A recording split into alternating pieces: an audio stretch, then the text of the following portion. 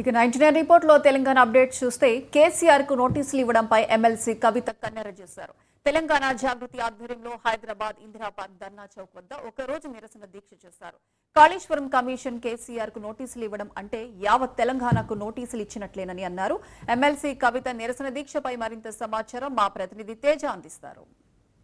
Kaleshwaram commission నోటీసులు ఇవ్వడాన్ని తీవ్రంగా నిరసిస్తూ కూడా ఎమ్మెల్సీ కవిత అయితే మాత్రం జాగృతి ఆధ్వర్యంలో ఈరోజు ఒక్కరోజు నిరసన దీక్ష కార్యక్రమాన్ని చేపట్టారు. మొత్తంగా హైదరాబాద్ ఇందిరా పార్క్లో ఉన్నటువంటి ధర్నా చౌక్ వద్ద అయితే మాత్రం ఈరోజు ఉదయం 10 గంటల నుంచి మధ్యాహ్నం 1 గంట వరకు కూడా ఈ నిరసన కార్యక్రమాన్ని చేపట్టారు. మొత్తంగా ఈ నిరసన కార్యక్రమానికి అయితే మాత్రం తెలంగాణ రాష్ట్రంలో ఉన్నటువంటి నలుమూలల నుంచి కూడా బీఆర్ఎస్ పార్టీ శ్రేణులు అభిమానులు రావటమే కాకుండా ఎక్కువగా అత్యధికంగా కూడా మహిళలు, జాగృతికి సంబంధించినటువంటి శ్రేణులతో పాటు యువకులు కూడా పాల్గొన్నటువంటి పరిస్థితిగానే చెప్పాలి. కానీ ఈ సభను ఉద్దేశించి కవిత మాట్లాడుతూ అయితే మాత్రం కొన్ని ఆసక్తికరమైనటువంటి వ్యాఖ్యలు చేశారన్నట్లుగానే చెప్పాలి. కేవలం తెలంగాణ రాష్ట్రానికి పూర్తిగా నీరు అందించాలి, కాళేశ్వరం ప్రాజెక్టు అనేటువంటిది పూర్తయితే 35% తెలంగాణ భూభాగానికి నీరు అందుతుంది. ఇలాంటి పెద్ద ప్రాజెక్టును అందుబాటులోకి తీసుకొచ్చే ప్రయత్నం చేసినందుకు కేసీఆర్ పైన ఈ విధంగా కూడా రాజకీయ కక్ష చేస్తున్నారు అనేటువంటి స్థాయిలో కూడా ఆమె వ్యతిరేక పక్షాలను అయితే మాత్రం కవిత ప్రశ్నించారు. ఇంకా ప్రత్యేకించి అయితే మాత్రం బీజేపీకి 8 మంది ఎంపీలు ఉన్నారు, 8 మంది ఎమ్మెల్యేలు ఉన్నారు. కానీ ఎందుకు కేంద్రంలో బీజేపీ పార్టీ అధికారంలో ఉన్నప్పటికీ కూడా ఎందుకు సరిగ్గా కాళేశ్వరం ప్రాజెక్టు పూర్తయ్యేటువంటి పరిస్థితుల్లో కానీ లేదంటే తెలంగాణ రాష్ట్రానికి సంబంధించినటువంటి నిధులు కానీ తీసుకురావడంలో ఎందుకు బీజేపీ విఫలమవుతుంది అనేటువంటి స్థాయిలో కూడా బీజేపీ నాయకులని టార్గెట్ చేసి కవిత ప్రశ్నించినటువంటి పరిస్థితిగానే చెప్పాలి. ఇంకా ప్రత్యేకించి అయితే మాత్రం కాళేశ్వరం ప్రాజెక్ట్ అంటే కేవలం 3 బ్యారేజీలు మాత్రమే కాదు. కాళేశ్వరం ప్రాజెక్ట్ అంటే 21 వరకు పంప్ హౌసులు ఉన్నాయి, 15 వరకు రిజర్వాయర్లు ఉన్నాయి, 200 కిలోమీటర్ల మేర టన్నల్ కూడా ఉందనేటువంటిది అయితే గుర్తు చేశారు. కాళేశ్వరం ప్రాజెక్టు పొడుగుతో అయితే మాత్రం 1500 కిలోమీటర్ల మేర కాలువలు కూడా ఉన్నట్లుగా కూడా కవిత అయితే ప్రస్తావించినటువంటి పరిస్థితిగానే చెప్పాలి. ఇంకా ప్రత్యేకించి అయితే మాత్రం కాళేశ్వరం ప్రాజెక్టులో ఎత్తిపోసినటువంటి మట్టితో 300 పిరమిడ్ల వరకు కూడా కట్టొచ్చు.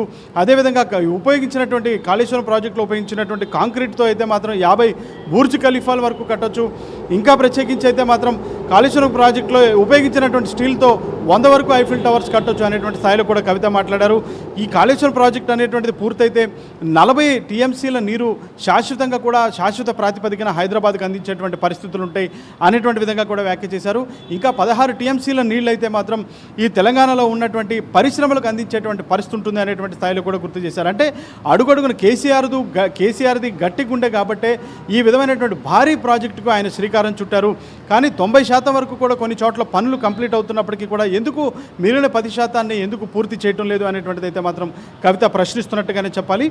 ఏది ఏమైనప్పటికీ కూడా కాళేశ్వరం కమిషన్ అనేటువంటిది కేసీఆర్కు నోటీస్ ఇవ్వటం అంటే అది యావత్ తెలంగాణ రైతాంగానికి, తెలంగాణ ప్రజలకు ఇచ్చినట్లుగానే భావించాలి అనేటువంటిది అయితే మాత్రం ఆమె ఒక వ్యాఖ్య కూడా చేసినటువంటి పరిస్థితిగానే చెప్పాలి. ఇక ఏదేమైనప్పటికీ కూడా మొత్తంగా తెలంగాణ రాష్ట్రంలో కేవలం ఇటు కేంద్ర సంస్థలు కానీ అదేవిధంగా తెలంగాణ రాష్ట్రంలో కొలువై ఉన్నటువంటి అధికారంలో ఉన్నటువంటి కాంగ్రెస్ సర్కార్ కానీ కేసీఆర్ పైన కుట్ర చేస్తుంది, కేసీఆర్ పైన పగబట్టి వ్యవహరిస్తున్నారు అనేటువంటి విధంగా కూడా మాట్లాడారు. పూర్తిగా కూడా కాళేశ్వరం ప్రాజెక్టు పూర్తి అయితే ఖచ్చితంగా కాంగ్రెస్ పార్టీ గల్లంతయ్యేటువంటి పరిస్థితి వస్తుంది అనేటువంటి వ్యాఖ్యలు కూడా ఆవిడ చేసినటువంటి పరిస్థితి కానీ చెప్పాలి. గతంలో కాంగ్రెస్ కూడా జలయజ్ఞం పేరుతో ధనయజ్ఞం చేసింది అనేటువంటి వ్యాఖ్యలను కూడా కవిత చేశారు. ఏది ఏమైనప్పటికీ కూడా కాళేశ్వరం ప్రాజెక్టు విషయంలో కాళేశ్వరం కమిషన్ అనేటువంటిది కేసీఆర్కు నోటీసులు ఇవ్వటాన్ని అయితే మాత్రం తీవ్రంగా అయితే పరిగణిస్తూనే తీవ్రంగా వ్యతిరేకిస్తున్నారు. మొత్తంగా రాజకీయ వర్గాల్లో అయితే మాత్రం కవిత ఎపిసోడ్ అయితే చాలా హాట్ టాపిక్గానే మారింది అన్నట్లుగానే చెప్పాలి.